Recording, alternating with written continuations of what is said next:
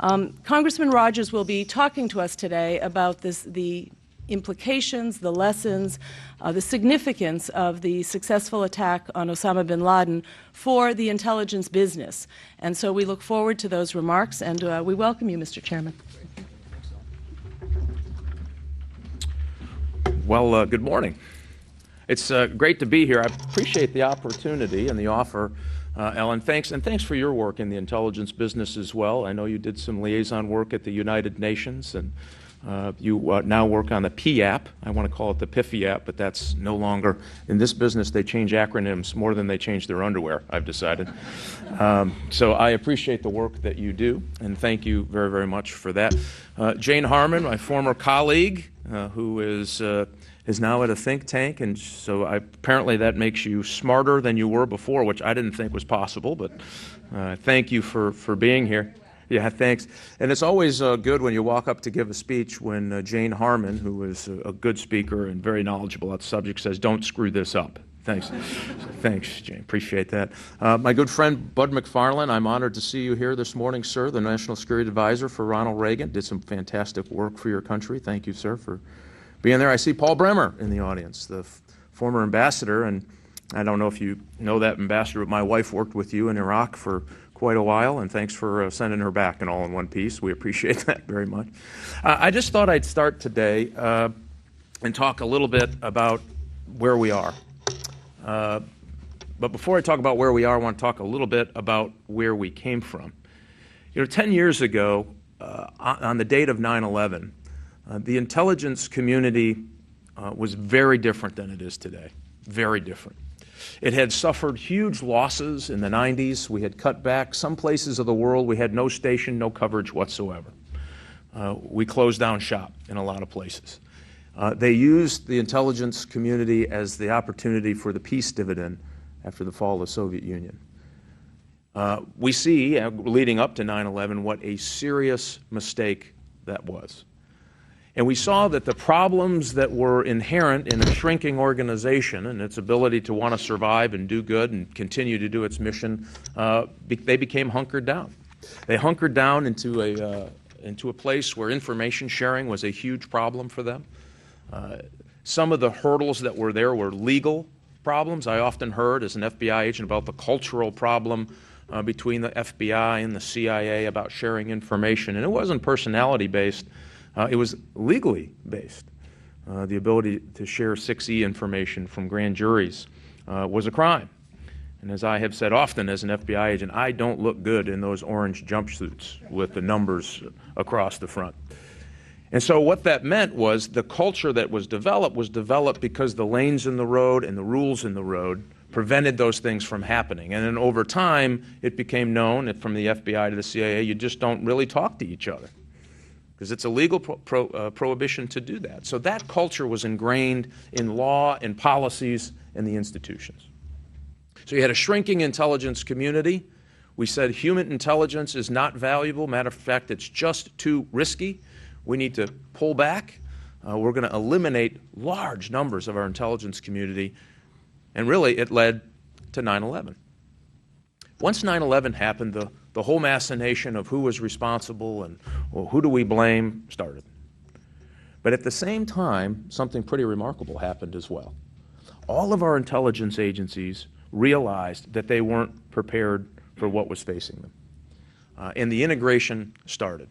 So we saw technology that didn't exist 10 years ago that is today absolutely critical to the success of those missions, and it is integrated in a way that I've never seen before between all of our services. And the case that we saw last week, to me, is a great example of how it can work. But I caution this. It was one successful operation in what is a long and hard fight against al-Qaeda, its affiliates, and those who want to do harm to the United States. We've heard calls that this is the opportunity to do it just like that every time and dismantle other large parts of the intelligence business. We've won. Couldn't be further from the truth, and we need to caution ourselves and take the lessons from the 90s as we move forward. So let's look at what happened. 10 years ago, The target was Osama bin Laden. Now, they had an Osama bin Laden unit in the CIA prior to this.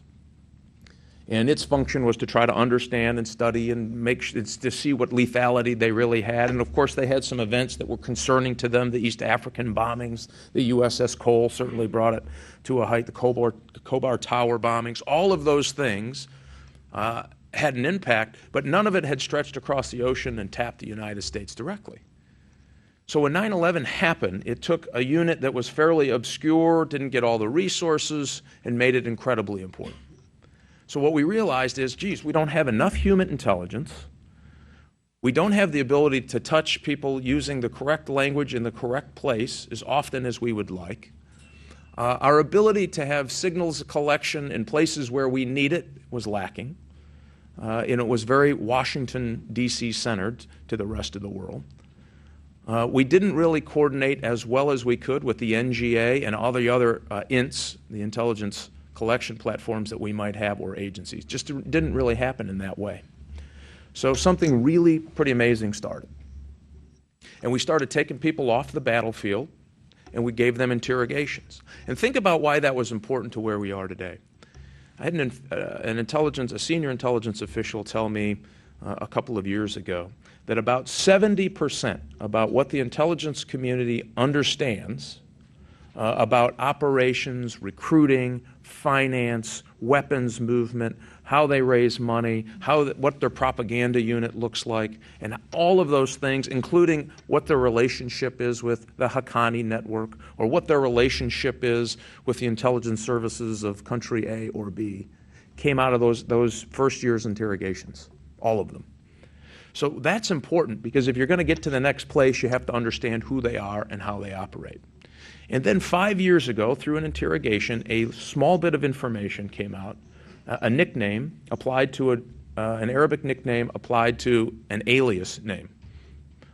Pretty difficult. That's about all the information they had that may have been tied to one of the courier networks used by Osama bin Laden. That's really what they had. But it was more than they had in a long time. So they started building on that case using every piece of intelligence technology and human intelligence we had. Sources became incredibly important to try to keep defining down who this might be, or what a physical description was, or what operational status they might have. Signals intelligence got better, and our ability to get signals intelligence got better. So small conversations ended up reaping big rewards over time to try to continue to help identify who, what, when, and why. Our ability to use overhead imagery that tracked patterns of life and other movements was integrated into the unit. Until about last August, that continued on. And I have to tell you, if you've ever seen a pin board on potential leads, you can imagine that thing lit up like a Christmas tree on Zawahiri or bin Laden. Many joked that they thought he was with Elvis at a Burger King in Kalamazoo, Michigan. Guess what? There was a pin right there on that map. They decided they were going to follow every lead at every time. I don't care how small or how large or how outrageous. They were going to dedicate a little bit of time to try to figure out if there was any merit or any thread of truth in that particular lead. They say that the largest grossing Starbucks in the United States is at CIA headquarters. And there's a reason for that. It's open a lot, and there's a lot of people drinking a lot of coffee, following lots of leads that most of them went nowhere. Most of them were dry holes. Most of them actually took us away from where the target may be. And then that one lucky break, using all of the pieces, and remember, every little piece got better. So one interrogation got you the nickname, the next interrogation got you maybe a hometown, or a real family name, some SIGINT piece identified where that person might be working. All of that led to a very lucky event when they were able to follow a particular individual to a certain compound. It happened back in August. And it didn't fit the characteristics. Some called it a mansion, some called it other things. It clearly didn't fit the characteristics. I'm not sure I'd call it a mansion, but it clearly did not fit the characteristics of the town that it was in. So then they set about, they put a special unit, so an isolated unit, even in the counterterrorism business, and decided that they were going to have something equivalent of a pursuit team, analyze everything at the next level up, and utilize the resources, all of the resources that we had, with all of the agencies that we had, to apply it on that particular target. We wanted to know everything. And by the next few months, they started to know everything. The complete patterns of life, all the things that you would hope they would know so that somebody could make a very good decision to say, yep, that's probably Osama bin Laden, we better go get him. Now here's the interesting thing. All of the things and all of the lessons and even the operation itself was built on something that came before it. Those special forces, elite special forces teams do 2 and 3 raids a night when they're working in Iraq and Afghanistan. Much like the same kind of compound, much like this, the operation was very similar to many other operations, which gave them a high degree of confidence and a high degree of combat experience and operational experience to pull off something that was just a little bit trickier than the other ones. That was an incredible feat. The agency's ability to keep getting closer and closer with sources of information or people who would either wittingly or unwittingly provide information about patterns of life. Our ability electronically to pick up just the smallest thing that might benefit that whole operation. And it all happened because we've learned from the one that happened before. So some notion that this was put together at the last minute based on a few months or even a few years of planning is ridiculous. And why that's so important is now that this success, and albeit a very public success, the calls have started for changing the shape of the intelligence business, changing the mission in Afghanistan, changing how we do things. This is the only way that we should conduct operations as we move forward when we're trying to break the back of al-Qaeda. And I couldn't disagree more. We've got to take the lessons of the 90s and apply them today.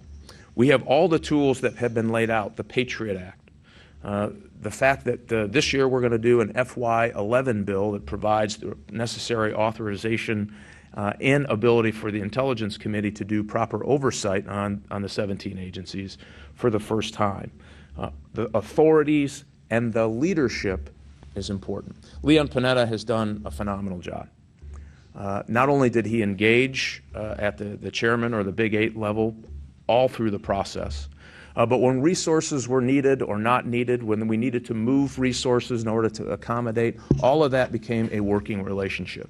And in the past few years, and I think Jane can certainly verify that, the committee became almost dysfunctional in its ability to provide that leadership and assistance and help and oversight to the communities because of the intense partisanship that crept in. And Dutch Ruppersberger, my ranking member, and I have committed early on, from the day that we both assumed our roles as a chairman and ranking member, that we were going to take partisanship as much out of the Intelligence Committee as you possibly can. After all, there's a benefit for not having a reporter sitting in that audience. Now, the reporters might not think so, but those of us in the committee know how important that is, that you have that dialogue and that debate and come to an agreement when we're moving forward. So what does it mean for us as we go forward? We've had, we're going to look at all the successes here on the 10th anniversary of 9/11, including catching Osama bin Laden. We've had some great ones. AQ-CON network, which was completely different. And so we get so focused sometimes on the CT mission that we forget that the agencies are working lots of other very serious problem sets all at the same time. The AQ-CON network in 2006 was a major coup for the intelligence community and stopped a serious problem for us and our national security interests in the world. That proliferation network was growing and growing rapidly. It was, and it had a very different flavor from any proliferation you might see out of North Korea. It was culturally based, it was pride based, it was not necessarily cash based. In some cases they gave pretty bad actors, including Libya. And which includes some of the failures we still have to pursue and understand why they happened. In Iraq, the WMD assessment was wrong, but so was our WMD assessment wrong in Libya. Libya was far more advanced. They had a very robust nuclear weapons program. They had a very robust chemical stockpile. They have a very robust biological weapons program. We didn't know about any of it. I wouldn't say no on any of it. We had a very, very, very limited view and analytical product about where Libya was compared to what we found. Wrong in Iraq, wrong in Libya, both for the wrong reasons. One we said had too much, one we didn't know they had hardly any at all. So it shows you that if we must continue to integrate, we must continue to integrate technology. One of the biggest problems we have today, in the last 10 years, we've developed a way to collect so much information, we can't get through it all. So we're going to have smart access for people who need to get access to materials so that we don't have the WikiLeaks disclosure, and we're going to have technology applied to our databases that will allow us to have a software-based analytical product so that when the human eyes take a look at it, it is already narrowed down and it encompasses more information than they could possibly cull through in any short order. And we're going to continue to get better. What does that do? It stops the ability to be wrong on Iraq. It doesn't stop it. It decreases the opportunity to be wrong on Iraq and wrong on Libya. It increases our ability to be right on Iran and exactly right on North Korea. A lot of speculation in the last few years about where they were. I think we keep finding information every day that points to our more aggressive analysts were right about Iran's intentions and where they're at, and the same with North Korea. While they were making a deal with us to stop their program and take food aid, they were clearly engaged in pursuing weapons of mass destruction at a pretty aggressive rate. So again, one of the purposes that we agreed to do this today, and thanks, Ellen, for the opportunity, was to put it in context about where we came from history and how we got to where we were last week, and renew the call for continued oversight of the community to continue work on policies and other things that made them successful. We're already seeing pressure on the Patriot Act that maybe we don't need it now. The enemy is gone. Couldn't be further from the truth. I think one of the great analogies I heard actually on the way over was when the doctor gives you your regimen of medicine. If you take half of it and think you're better and go away, you're going to get sick again. This is about taking all of our medicine. Al-Qaeda is alive and well. They are hurt, they're damaged, their inspirational and operational leader has been taken off the battlefield, which is a huge opportunity for us. The confusion with them is opportunity for us, and this is the time to step on the gas and break their back. So we're going to get in a lot of the machinations. We're going into the political season. There's going to be lots of people disclosing information they absolutely shouldn't be talking about when we're continuing to pursue. But at the end of the day, we're going to take this opportunity, this 10th year, analyze from stem to stern. Are our analysts doing the right thing? I mean, what was the problem? Why did we miss the Times Square bomber, the Detroit bomber, and Major Hassan when we knew that there were kettles of information that would have helped us in that? So we're still not there yet.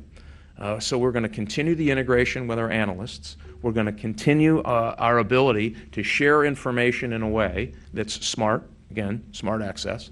We're going to continue to make sure that they're funded at the right level. This is the wrong time to back off on funding the intelligence community, when they are very close to technological breakthroughs that will make our analytical products exponentially better by giving analysts access to far more information. So our FY11 bill makes that down payment.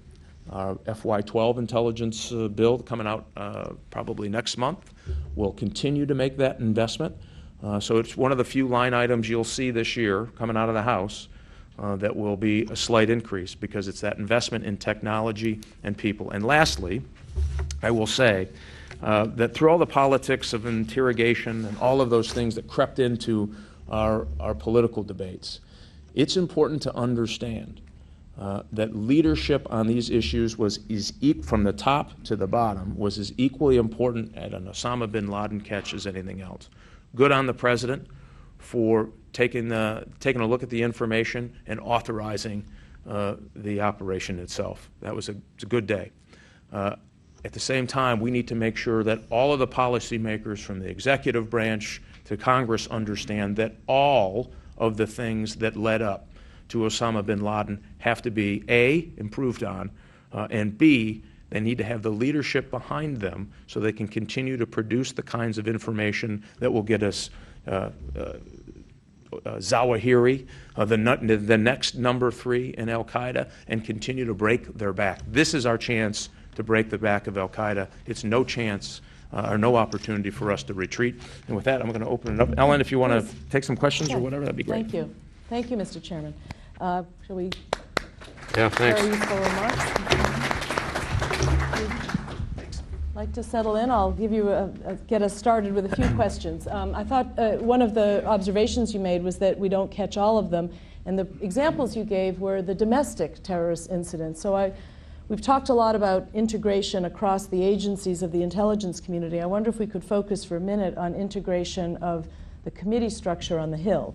So here, post 9/11, one of the other institutions that was created were new committees that had that Homeland Security responsibility.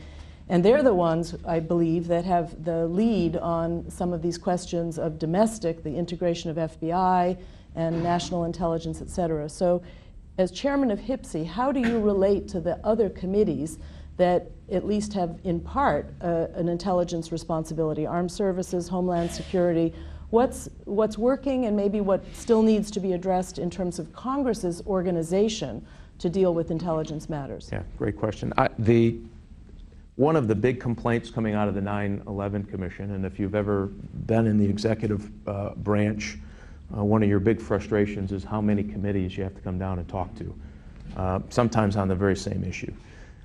That is a long-term problem for Congress to fix. We're going to have to deal with it eventually, probably not anytime soon. Turf battles are some of the most fierce fights I've ever seen. It makes other parts of politics look like child's play. So what we've done in the committee is I changed the rules this year for the first time to allow 3 members of the Appropriations Committee to be full partners without a vote into the committee. So they have the clearances, they sit on the committee, they participate in the briefings, and I argue that is one step getting closer to where the 9/11 Commission had intended. And so far, so good. So they'll participate in any of our classified briefings at every level. We want them to do that. That way we can have a discussion with somebody that sits on appropriation about all of the information surrounding a particular issue or program in a way that gets us to a better conclusion. I think it's helped us already on the 2011 bill, and it will help us in the 2012 bill. So 2 Republicans in this case because of the majority ratio and 1 Democrat. Great members, they participate fully. We have reached out and we are doing joint efforts with armed services, which really hasn't been done before, in a sense to try to work out the military intelligence portion of the budget, which is huge. It's in some cases larger than the national intelligence budgets or the civilian budgets. So we have better integration and work out the issues. Homeland Security we don't deal with as much, but we have been working with the FBI on its transition. With its analytic core primarily. It's been a big switch to go from I'm going to put somebody in jail to I'm just going to report on this person for 10 years. It's not the FBI's culture, and there's still some bumps in the road on that. I think they've come a long way. They're doing great work. It's just something that we've been working with them. So we've done our own outreach to try to solve that problem. I'm not sure exactly. I was going to say it would take an act of Congress to fix Congress, but I'm not sure that I don't see we're ready politically yet to realign those committees in the way I think it should be done. I think Jane would agree with me that the way it should be done is probably not going to happen anytime soon. Mm-hmm. You talked about the successful integration across the intelligence disciplines that's partly inspired by the lessons of 9/11, partly by the intelligence reform legislation of 2004, and the creation of the Office of the Director of National Intelligence. Do you think that integration is working well on topics other than terrorism? I do. It had a rough start, I think, with the DNI, and it had a rough assignment to try to bring together all of the intelligence services. Now, there's been some positive things that have come out of it. The President's daily brief now is removed from the CIA, and so now you have much more participation in the other intelligence services. So I do think you get a better product that the President has an opportunity to see. It's just more, there's more input. than there used to be. It used to be guided through the CIA lens versus the whole intelligence community lens. I think that's a good outcome. I do think we've finally gotten, and I've worked with Director Clapper, and there's a lot of argument about how big it should be, and we've kind of gotten past how big this thing should be, and gotten back to what really is the mission of the Office of Director of National Intelligence. And if we can focus that mission on the non-sexy things of the intelligence world, it will be hugely successful. And so he gets it. I think and when we get there, the size of it will come into line with what the mission is. He's doing a review. He hopes to present that to us very soon. I support him in doing that. And I do think if anything came out of that, one of the things that Congress said was you've got to share information better. And that clearly has happened. Directive 501 that said we're going to put this out there, we're going to share it. A little risky, as we saw with WikiLeaks. We think we can fix that problem. But it promoted information sharing across the intelligence community like it had never happened before. And that was, I think, if those two outcomes alone come out of the D&I, that part was very, very helpful. Mm-hmm. We're in an era where everybody's going to be expected to tighten their belts, and so we're in an era of resource constraints. You said at the end that you thought the intelligence budget could be stable, if not increase a little bit. But one of the issues that affects the tolerance for budget increases when everybody else is cutting is the level of public support. And I know that on the diplomacy side, sort of funding for the State Department suffers, many people believe, because there's not a domestic constituency for U.S. foreign engagement and the work that diplomats do. Military officers are seen as very heroic, but sometimes the civilian side of our international engagement isn't necessarily popular. I wonder, from a HPSI perspective, is serving on the Intelligence Committee popular with constituents? How do you think the American public cares about intelligence? And if intelligence were to be the only part of the national security budget that were going up, do you think the American public would support that? Well, I do think the American public supports the intelligence services, and nothing more exemplifies that than when you see something like the Osama bin Laden success. And that's a 10-year success story. And we've invested a lot of money in the process of not just that particular event, but the ability to do exactly that. I do think that Americans see that and interpret that for what it is, that we have second to none intelligence service in the world, and they're out doing very dangerous things. Mm-hmm. Politically, it doesn't do much for you back home. It's pretty hard to go in a town hall meeting and say you're the chairman of the Intelligence Committee, and by the way, I can't talk about it. Not very helpful. So it's very quickly we turn on to things like gas prices and the economy and jobs, as I should when I'm back home. But I think that Americans do see it for what it is and the value that it is. And it is the one place. Intelligence is playing a more important role in policymaker decisions than I think I've ever seen in my time in Congress or before.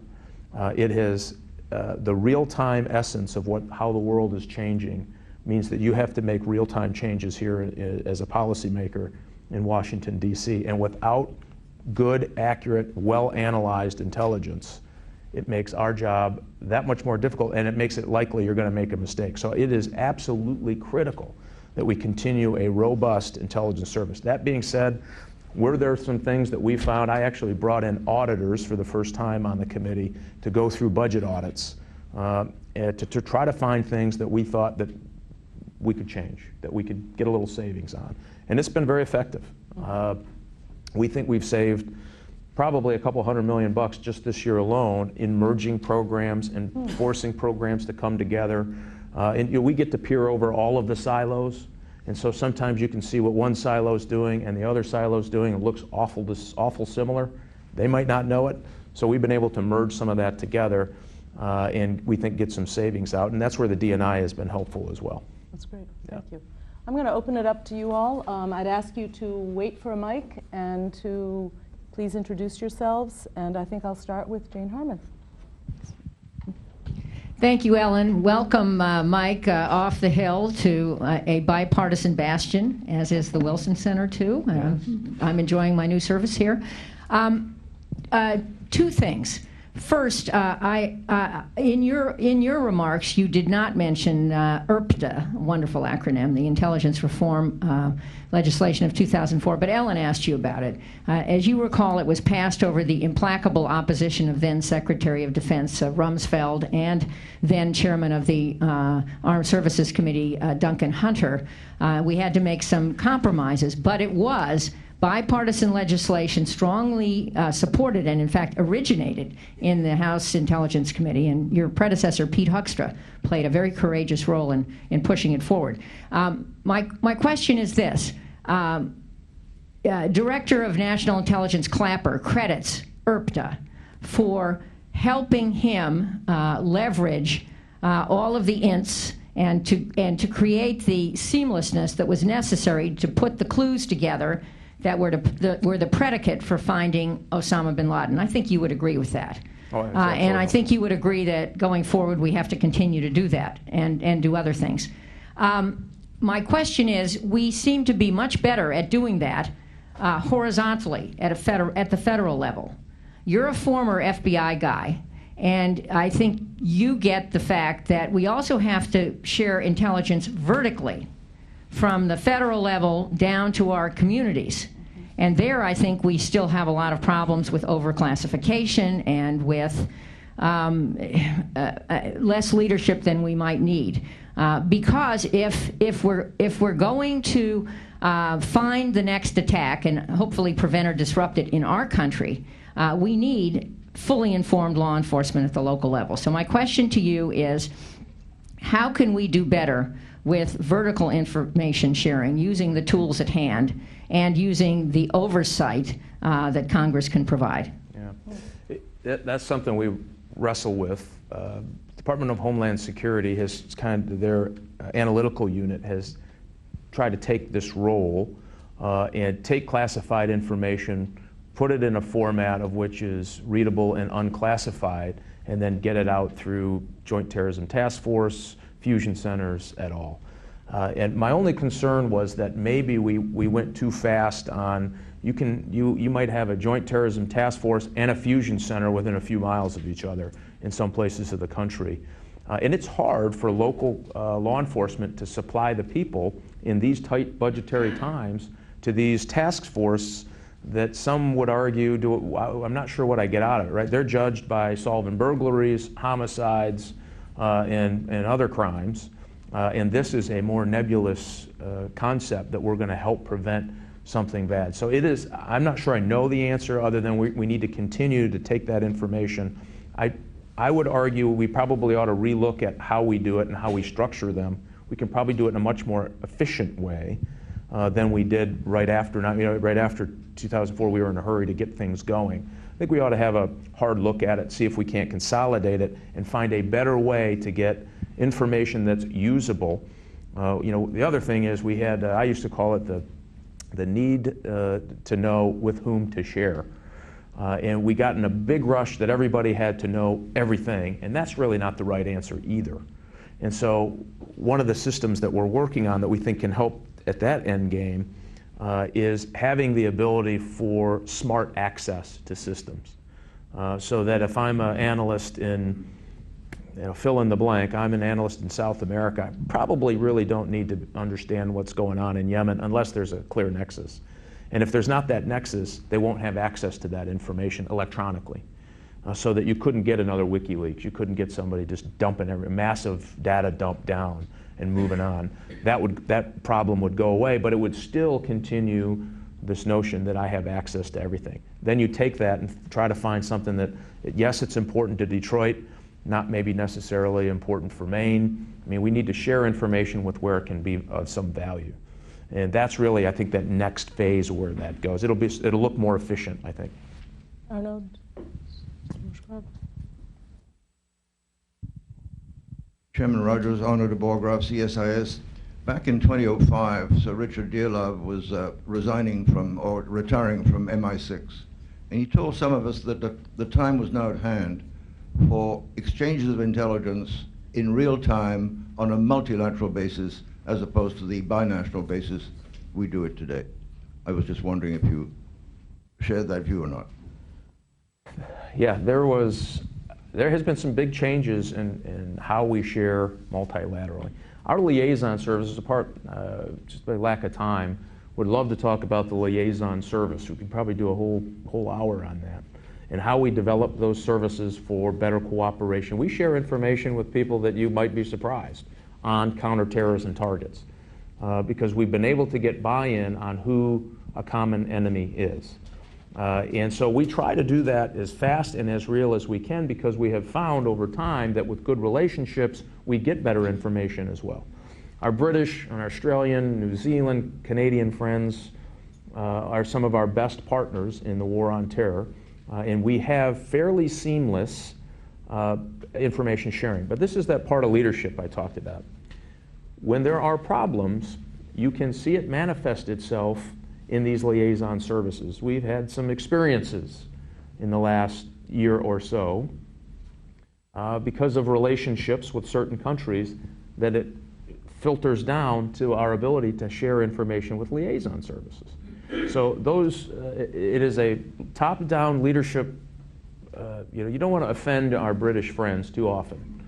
They're important partners to the United States in the war on terror. They have something like 300,000 to 400,000 Pakistani males from 18 to 35 travel back and forth to the tribal areas and everywhere else in Pakistan every single year.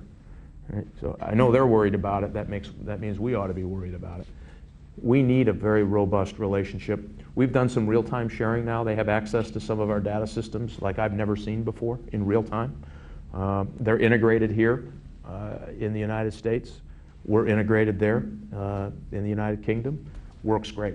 Again, the problem is we have to be consistent up and down the pipe. Sharing information that shouldn't be shared means that people stop sharing information with us. I'm trying to talk around it here best I can, but there have been instances where information was shared here that caused liaison partners to say, if you continue to do this, we will stop talking to you. Very dangerous. Barbara Slavin? Barbara Slavin, the Atlantic Council. Hi, Yes, Chairman Ellen. I wanted to ask first, did you know about the Osama bin Laden raid before? Were you one of the select few? I hope so, yeah.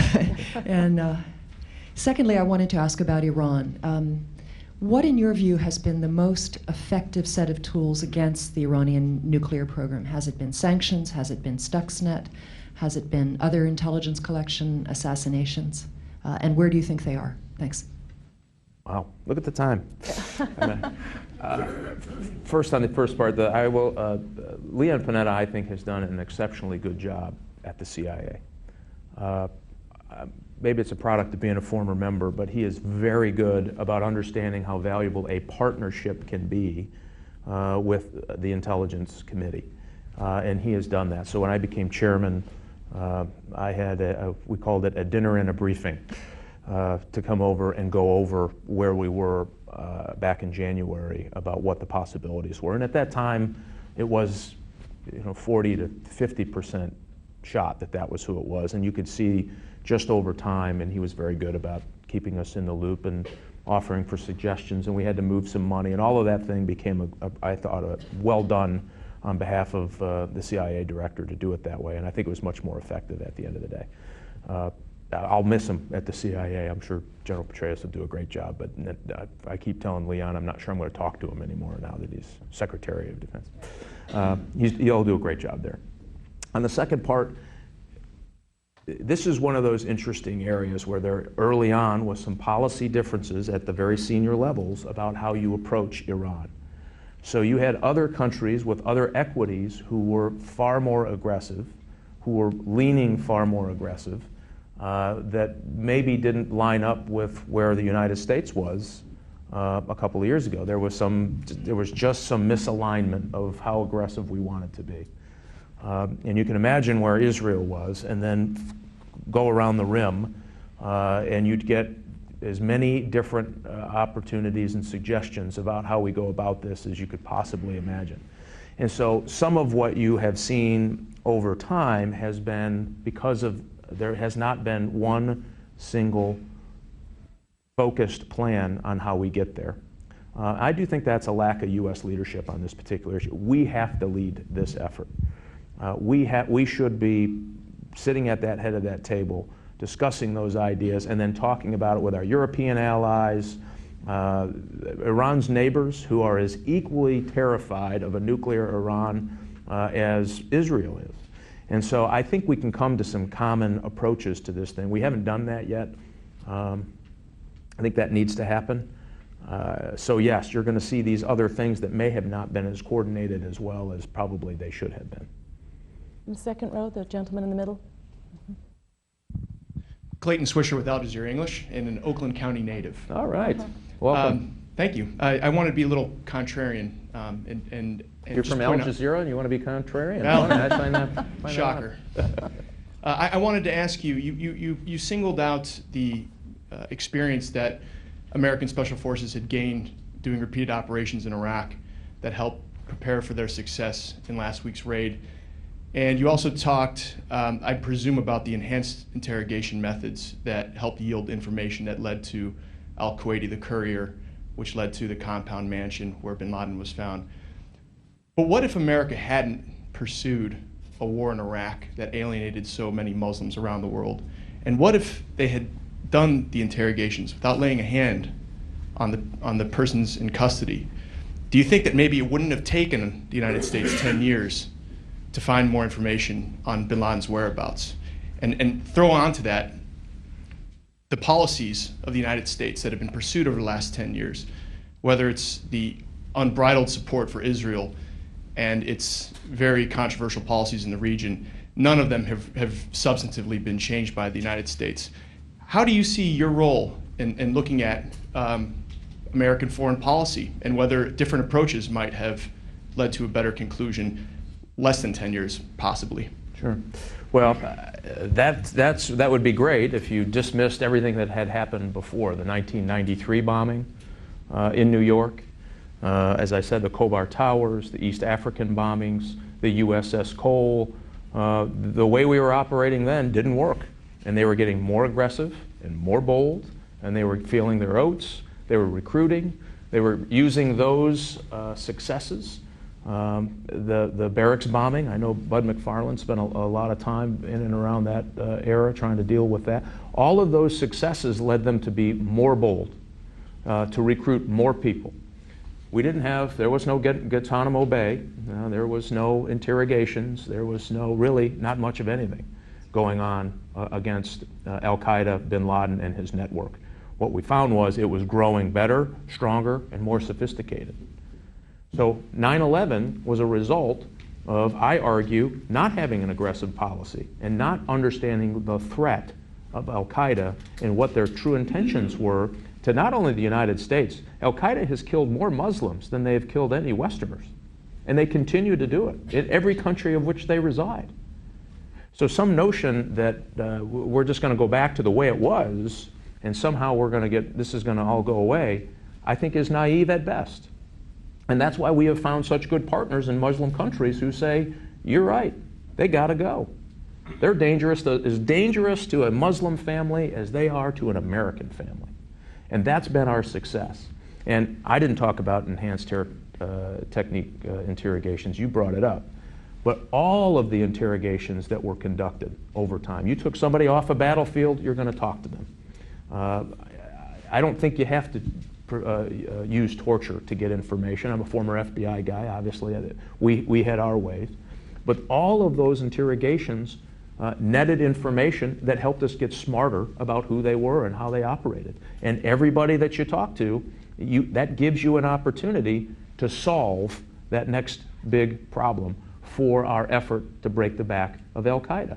So yes, I think we should be interrogating people. I think having this policy that we're prosecuting the CIA officers who engaged interrogations lawfully and then celebrate the fact that all of that information may have contributed to the fact we got Osama bin Laden is confusing. And so I argue we need to shake ourselves out of this and have a good interrogation policy.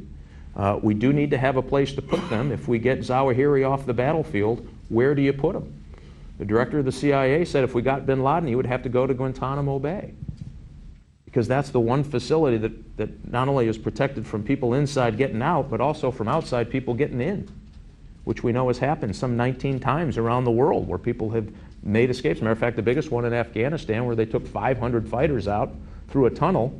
Oh, and by the way, now they're back on the battlefield fighting. So I just think we have to shake ourselves out of this notion about political cycles when we talk about information. This has been a decades-long problem, and we have seen how it worked under the old system, and we have seen how it has worked under this system, and under this system, Osama bin Laden is dead. I think there's a question in the very back row. The gentleman, yes. And then I'll come back to you. Thanks, Mr. Chairman. Thank you, Ellen. Jonathan Landay with McClatchy Newspapers. Given that there's an investigation going on right now into whether or not there was official Pakistani complicity in the harboring of Osama bin Laden, and given the fact of who he was, do you think it's incumbent on, excuse me, the administration to publicly acknowledge if there is evidence produced of Pakistani complicity, that they should make that public, that the American people have a right to know that the man who was responsible for 9/11 was being harbored by another government? Should that be made public? Or, given the nature of the U.S.-Pakistani relationship, should that evidence remain classified and not released? Interesting question. You know, Pakistan is one of the most confusing relationships we have with another country. And as I talked about, those liaison relationships are incredibly important. So you have a country that sent its army into the tribal areas really for the first time since it became a nation. In the tribal areas, under their own constitution, are treated as a semi-autonomous area. So this was a big deal. And they've taken thousands and thousands of casualties in that fight. Lots. They've also helped us arrest some 600 Al-Qaeda and Taliban leadership, everybody from bomb makers to financiers to weapons dealers and the whole host, everything in between, in the settled areas. So those are the days you think, this is a good ally, this is somebody we need to be a partner with. At the same time, they hold a diplomat for 42 days against a treaty of which they signed, who had immunity status. They interrogated him. I mean, just unbelievable for a country that wants to join the rest of the world as a law-abiding country.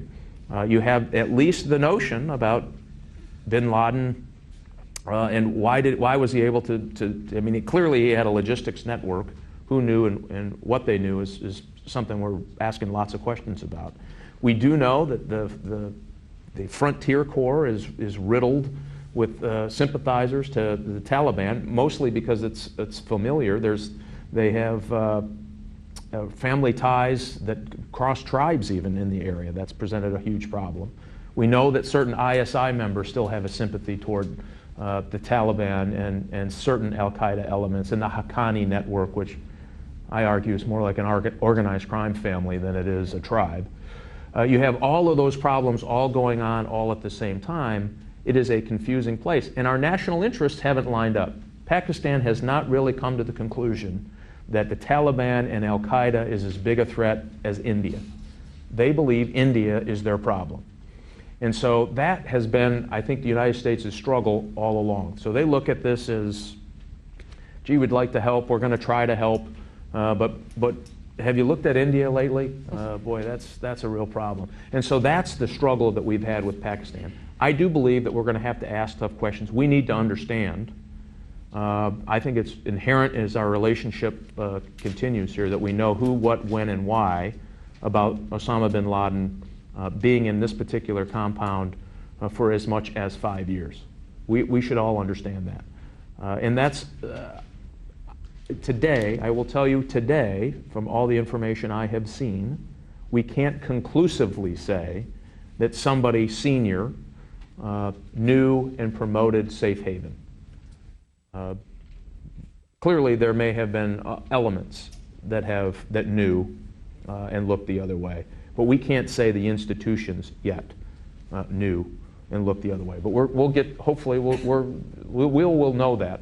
I believe, and this is a good opportunity for Pakistan to say, listen, this was embarrassing, let's move forward, there's a lot we can do together, and let's talk about all the things we can do together to break the back of the counterterrorism threat emanating from the tribal areas and settled areas in Pakistan. Sir, in all due respect, though, you haven't answered my question. Okay. If we, I think I did. We don't know. let's move quickly. We can, This is Washington, D.C. When does anything not become public in this town? I mean, clearly, I think that information will be made public if it's true. I don't think you can contain it. You know, you have the political side of Pakistan talks as much as here. Most of the leaks on some of the programs that happened over there came out of the Pakistanis, didn't come out of the U.S. government. So I clearly think that'll get out. try to take a few more questions. I've got Charlie Stevenson and then the person in the back, and then we'll try to get to you if there's time. Charlie Stevenson, SICE. Many years ago, I helped write the law that requires the president to make a finding and notify Congress when there's going to be a covert operation. Do you think that law should be broadened to cover operations that are conducted, say, solely by Defense Department personnel? Mm-hmm. Well, it's a great question, and one that I said early on that we're going to take a look at. It's the Title 10 versus Title 50. Military operations versus intelligence operations, and all the ways that get reported. I do believe that we need to do some work, and there's great examples. A great example, this Osama bin Laden operation from stem to stern was a Title 50 operation, even though it used elite special forces units to carry out the final act. There are other places in the world where there is some confusion about should it be a Title 10 operation or a Title 50 operation. And so yes, we're going to review that. We're going to have an opportunity to go pretty carefully over a case by case, many of which we can't talk about, but some that we can, to try to get to a better place on that. I do believe that you have to be very careful about empowering the military to do things under Title 50 without the same reporting and covert action. We watch that like a hawk. We have full-on quarterly briefings on covert actions plus. I mean, we do it pretty frequently. I think Jay knows. I mean, this is something that we don't let get too far away because it is the most sensitive, and it certainly is fraught with the most opportunity for something to go wrong. So we watch it pretty closely. That military piece seems to be missing. We're going to try to close that fine line and that gap by a review of Title 50 and Title 10 operations. In the back. Thank you very much. I'm Iftikhar Hussain. I work for Voice of America, Pakistan-Afghanistan Border Region Service. I come myself from that region, Peshawar you might be familiar with. Thank you very much. My question is, Pakistan is telling the government and the military is telling its people that they have shared information with the United States at some level leading to Osama bin Laden in a compound in Abbottabad. How much the United States think that the intelligence were shared? And if it were not, do you think there is a need for Pakistan to be sincere on that front with the United States? Number one. And number second, how much the Pakistan tricky relationship with the United States make it difficult for the Congress now at this particular time that questions are raised on the Pakistan government at the state level sincerity that it is playing game with the US and at the world. It is finding difficult to aid the military of Pakistan in the fight against terror. Thank you very much. Yeah. Well, Pakistan has been helpful in the past, so it should come as no surprise to anyone that would say that they believe that they have shared information in the past that may have ultimately led to Osama bin Laden's whereabouts. I can't say sitting here I would dispute that.